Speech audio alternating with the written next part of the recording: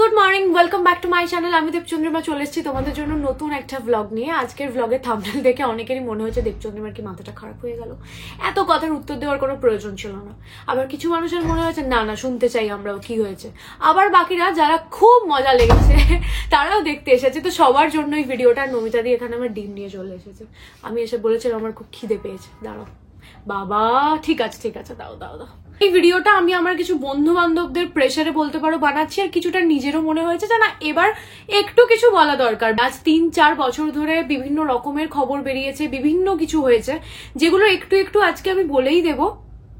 আমি কখনো আমার দিক থেকে কিছু কাউকে উত্তরও করিনি যে হ্যাঁ আমি এটা করেছি বা হ্যাঁ আমি এটা করিনি, কেন এরম বলো। আমি কোনোদিনই এগুলোর মধ্যে ঢুকতে চাইনি। কিছু খবরের চ্যানেল, সবার কথা আমি বলছি না, তারা এমন ভাবে খবরটা লিখছে কোথাও গিয়ে মনে হচ্ছে যে আমাদের ক্যারেক্টার সার্টিফিকেট দিচ্ছে। আজকে সৌরভদার সাথে রিল পোস্ট হলে সৌরভদার সাথে আমি ডেটে চলে গেলাম, ওকে, মানে এরা কিছু খবরের চ্যানেল জিনিসগুলোকে এত জঘন্য দিকে নিয়ে যায় যেগুলোর আর কোনো জাস্টিফিকেশন ক্লারিফিকেশন কিছুই করা যায় না, কিছুই দেওয়া যায় না।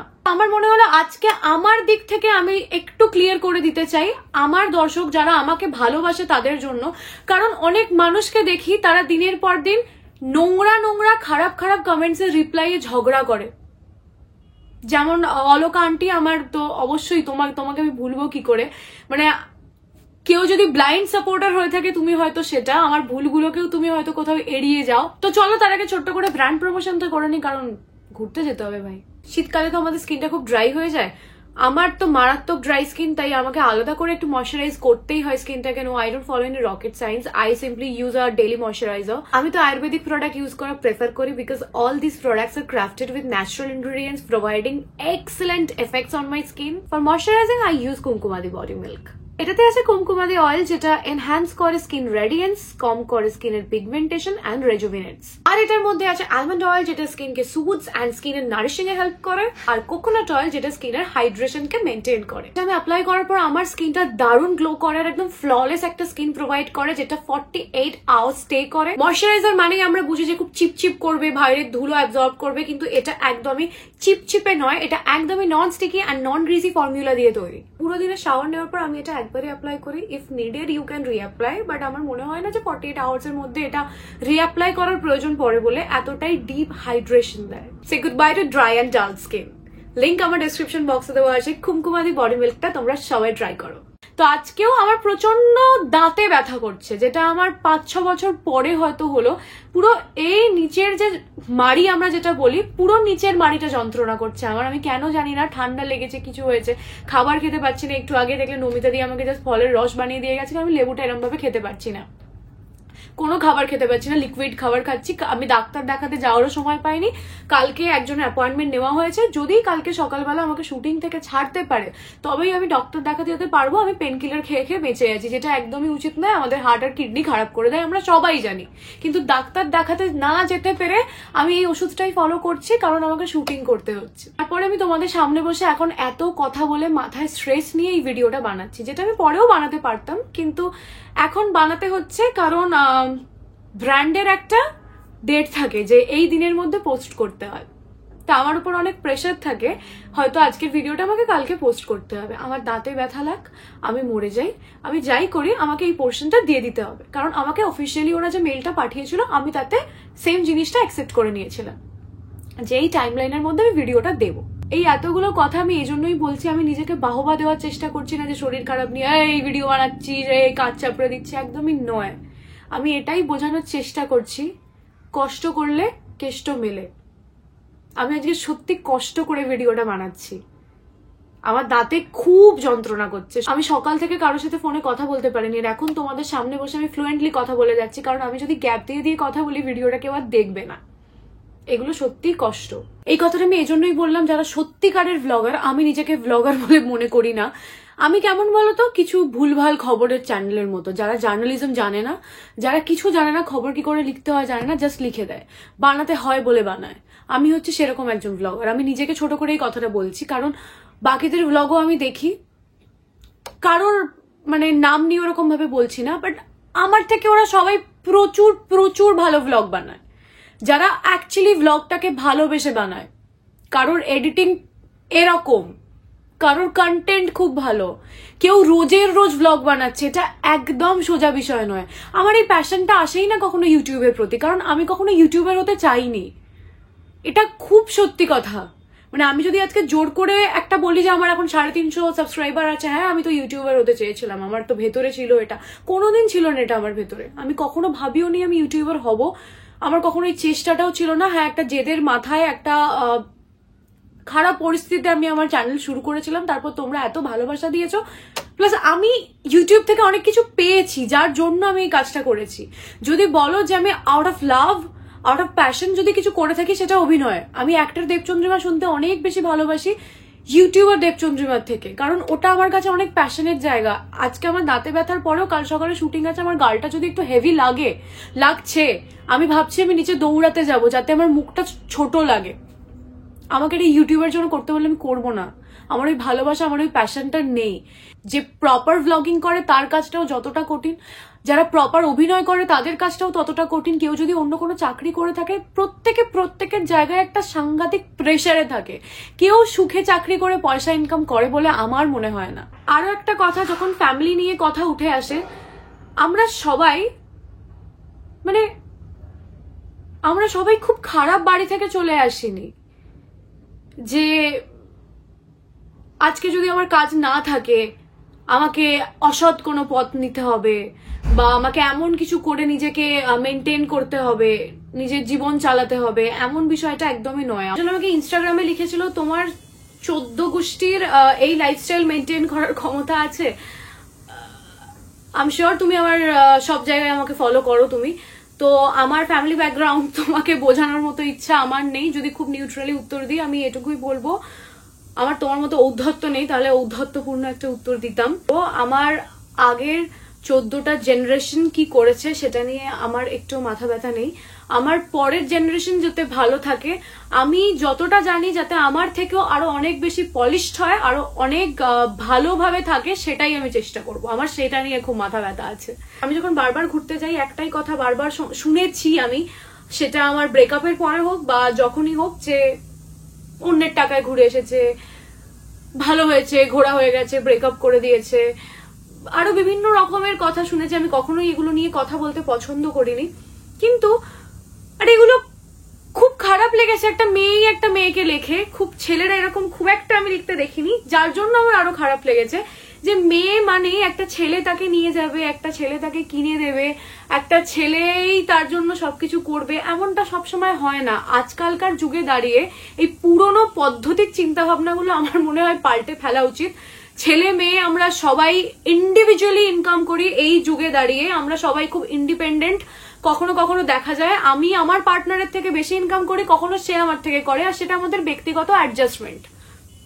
সবার ক্ষেত্রে আমি বলছি, এটা আমি বা আমার XYZ এরম নিয়ে আমি কথাটা বলছি না। তো ফ্যাক্ট, আমরা আগের মতো আর নেই যে আমার বর পয়সা ইনকাম করে আনবে, আমি তার উপর তার দিকে হাঁ করে তাকিয়ে বসে থাকবো আমার কিছু পছন্দের জিনিস লাগলে। লক্ষ্মীমন্ত বউয়ের ডেফিনিশন এক একজনের কাছে তো এক এক রকম হয়। আমারও এরকম একটা অভিজ্ঞতা আছে, যেখানে আমাকে কেউ একজন বলেছিল যে আমি আমার বাড়ির বউ এরকম চাই না। আমি কাউকে ছোট করছি না, সবার চিন্তা ভাবনায়, সবার কাছে প্রত্যেকের আলাদা আলাদা চিন্তা ভাবনা আছে, কিন্তু আমি সেই মানুষটা কোথাও হয়ে উঠতে পারবো না।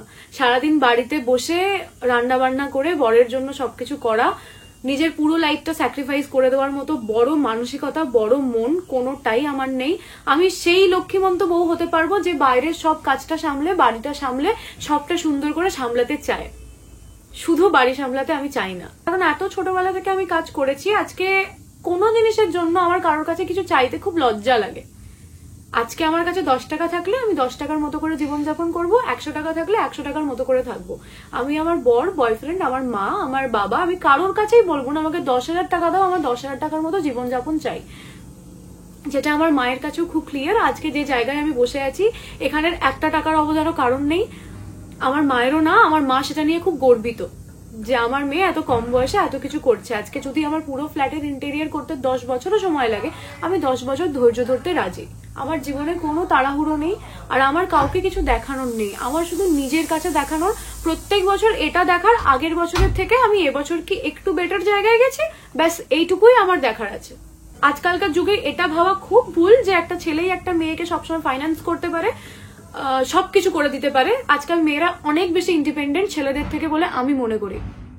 আর এগুলো নিয়ে আমি তর্ক বিতর্কে যেতে চাই না, ছেলে মেয়ে কাউকে অসম্মান করছি না, জাস্ট কিছু মানুষ যারা এই ধরনের কথা বলে এসেছে, আমার মনে হয় উদাহরণ তোমাদের চোখের সামনে আছে। আমি আর বেশি কিছু কথা বলে কাউকে অপমান ছোট কিছু করতে চাই না, কারণ আমার অনেক কাছের মানুষদেরও আমি এই মিথ্যে কথাটা বলতে শুনেছি যে তারা আমাকে ঘুরিয়ে এনেছে।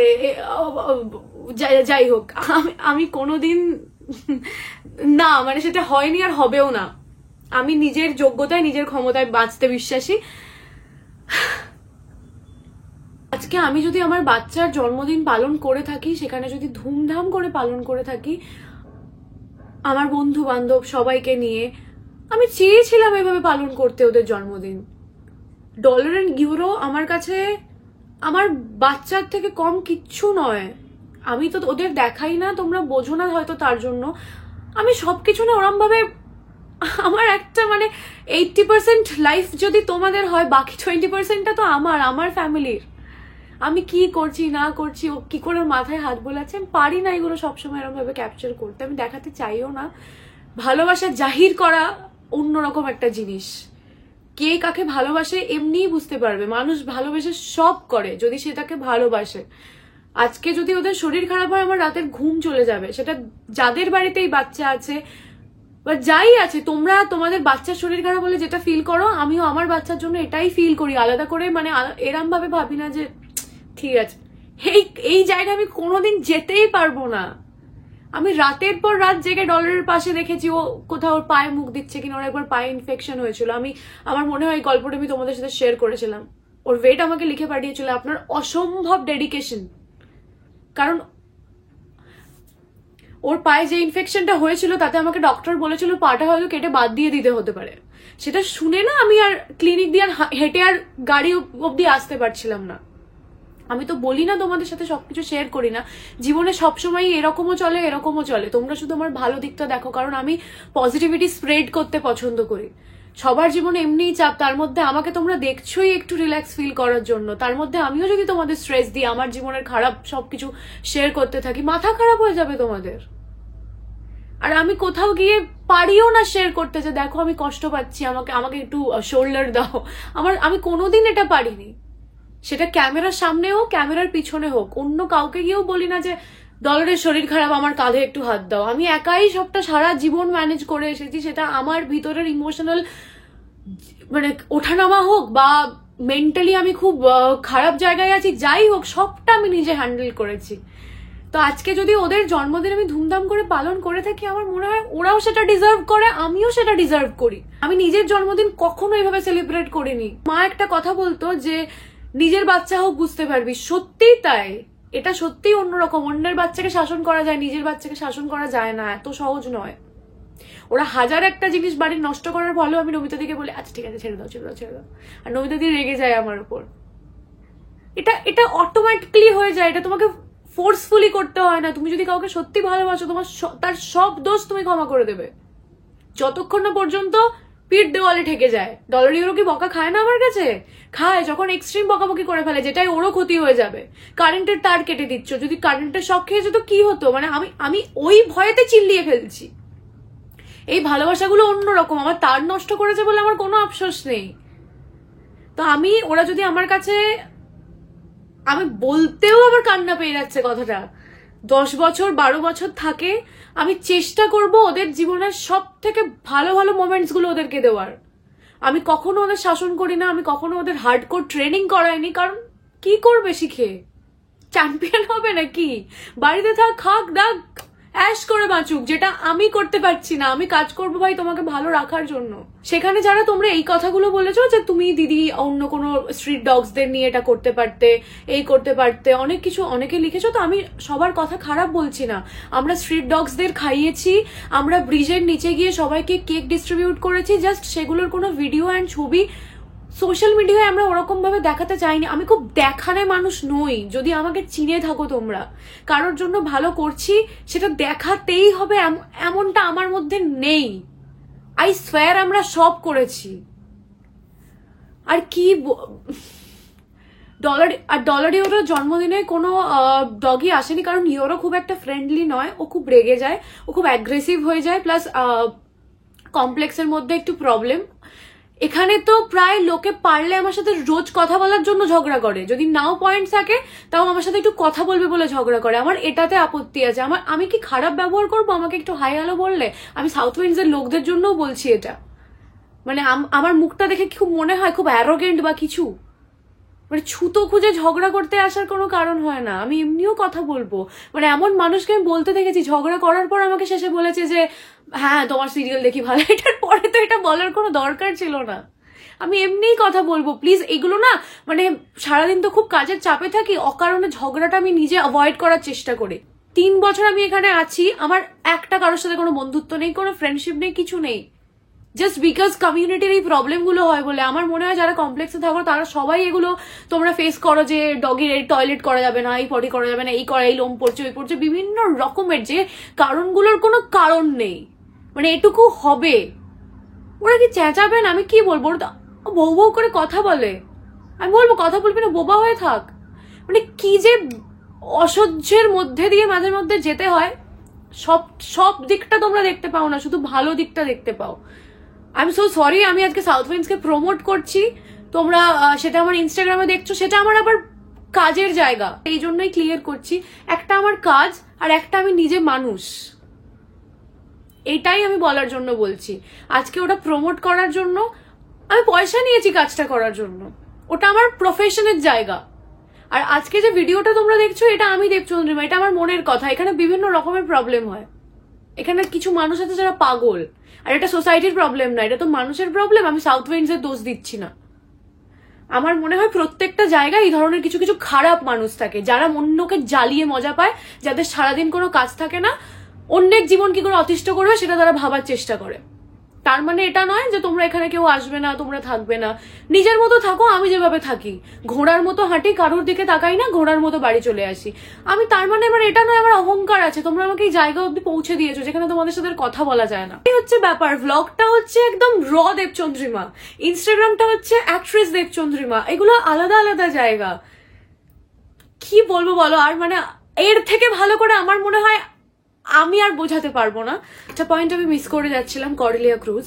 আজ থেকে 1 বছর আগে যারা তোমরা আমাকে ফলো করতে তোমরা সবাই জানো, এর আগের বছর 31 ডিসেম্বর আমি কলকাতা টু বম্বে টু গোয়া গেছিলাম কর্ডেলিয়া ক্রুজ করে, যেটা আমি আমার নিজের পয়সা খরচ করে আমি আর আমার দিদি গেছিলাম। আজ থেকে 1 বছর আগে, 1 বছর পর ওরা নিজেরা আমাকে ইনভিটেশন পাঠিয়েছিল ওদের ক্রুজ প্রমোট করার জন্য। আমি মনে করি এটা আমার অ্যাচিভমেন্ট, আমি নিশ্চয়ই বেটার কিছু করেছি, যার জন্য যে জায়গায় আমি একদিন পয়সা দিয়ে ঘুরতে গেছিলাম আজকে সেই জায়গা আমার সাথে কোল্যাব করেছে। তো এটার খরচ নিয়ে সবার একটা মাথায় ভীষণ মাথা ঘুরে পড়ে গেছো। আগের বছর এই টাকাটা আমি খরচ করেই গেছিলাম, আমি জমিয়েছি।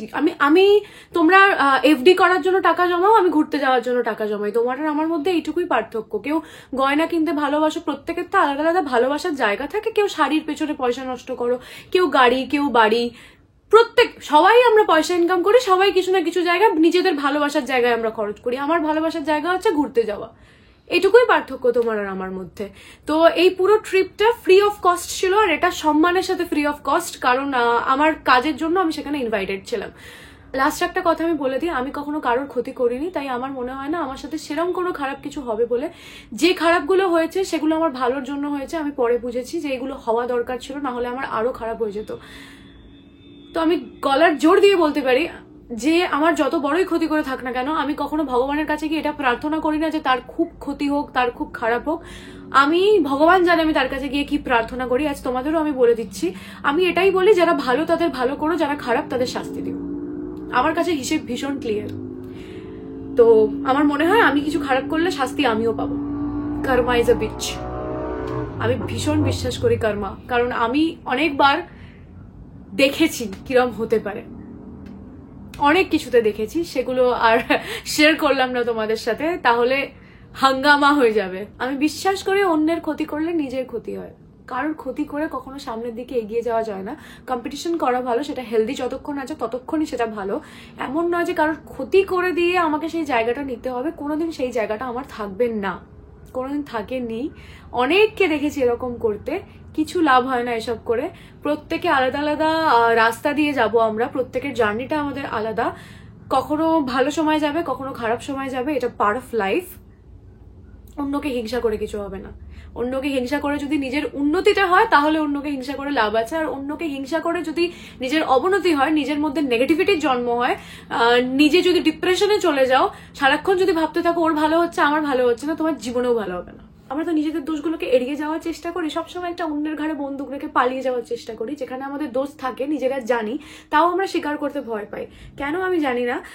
যার জন্য আমার মনে হয় গীতা পড়া ভীষণ ইম্পর্টেন্ট, নিজেদের গ্রাউন্ডেড রাখার জন্য, রুটেড থাকার জন্য, সেলফ রিয়েলাইজেশনের জন্য। আমি পড়ি যখন আমার মনে হয় আমার পাটা একটুও মাটি থেকে ওঠার চেষ্টা করছে, একসাথে আমি অনেক কিছু পেয়ে গেছি। এটা আমরা মানুষ তো, আমরা কেউ পারফেক্ট নই, আমাদের হয়, প্রত্যেকের সময় আসে।